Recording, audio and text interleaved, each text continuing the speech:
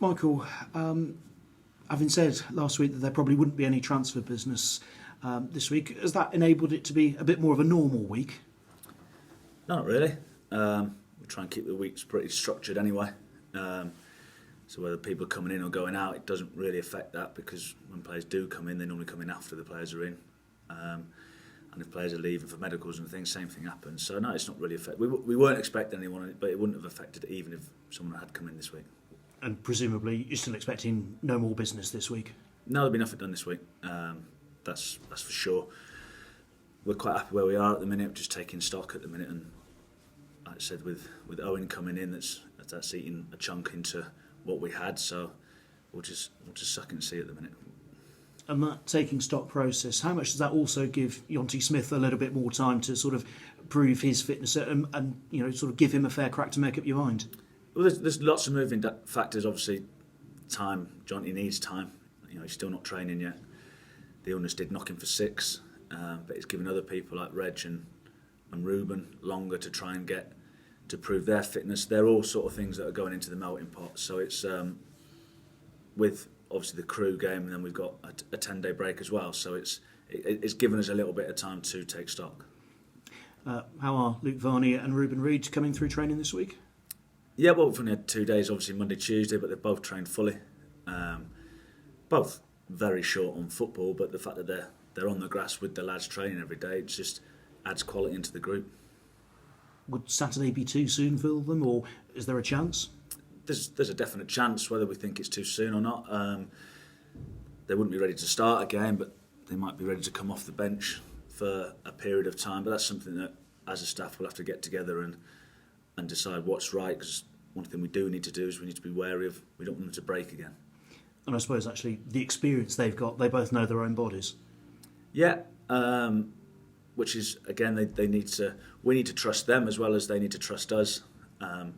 So that will be a conversation that will be had tomorrow to decide what the best team is, and B, what the best subs are that could potentially affect the game, which way the game will be going. Sort of makes sense, I think. You've talked about Crewe being a free hit for you, and I suppose that takes some of the pressure off. How important is still having the underdog mentality for you, even though you're actually above them in the table, just? Yeah, I'm not sure it's a free hit for us at this point. I'm not sure when I said that. They're a good team. Of the teams we've played in the league, them and Swindon have been the 2 best teams that we've played. Although we've lost games, they've been the 2 that have moved us around the most and disturbed us the most, particularly when they've got the ball. And Swindon being the other team. So they've got good quality. They have a definite way of playing. They've got real good rotations. They've got good width. I think they're the 2nd top goal scorers in the league behind Swindon, which probably tells you how good they are with the ball. I think they're 4th in the form table as well. So, like you said, it's 3rd v 4th. It should be a good game. It was a good game at our place. I thought they were the better team, probably till they had the man sent off, and I thought we were unlucky not to go and win the game. So it should be a close game, and I'm not sure I'd describe it as a free hit at this point of the season. And you mentioned Swindon there as well. They played Swindon last week. Swindon won 3-1, but Crewe seemed to dominate possession. What did you make of it? I didn't think Crewe deserved to lose 3-1. They probably should have been 1 or 2 up. Goals change games, but Swindon are on that sort of run at the minute. They changed their formation on the morning of the day apparently, and they've just seemed to they're in that flow at the minute, Swindon, where everything they hit seems to go in. They've got some good players, make no mistake, but I thought Crewe were excellent in the game, particularly for the first hour. The goal that they scored was probably indicative of how they want to play. It was probably the perfect Crewe goal. So we're fully aware of the quality that they possess. You want to play football, they want to play football, obviously. Do you need a contrast? Does that sort of work better as a matchup? Do you have to do anything different?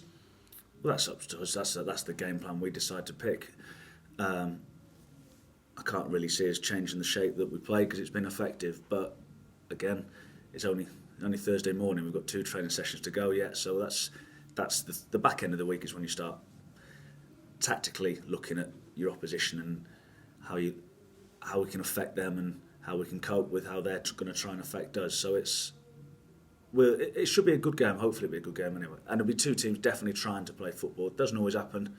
You know, we might have an off day, they might have an off day, or they might surprise us and boot it down our throat. But knowing David like I do, I can't see him coming away too much from what they do. Ryan Broom obviously went off with a hamstring on Saturday. How's he? Broomy won't be ready. I think he's the only one at the minute, other than John says so, and obviously Scotty Flinders. So I think Broomy won't be fit. Any idea how long that might be? How bad is it? It's not too bad. It's not a tear.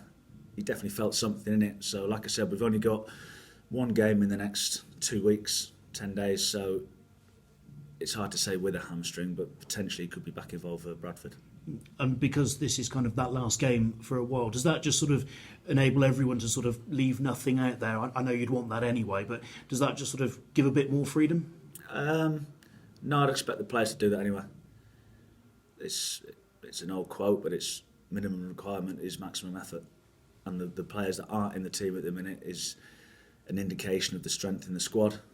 And if you're not prepared to, if you think, I'll just leave a little bit behind, then you might find that someone sat next to me might be starting the next game anyway. So the players are expected to leave it all out there every game.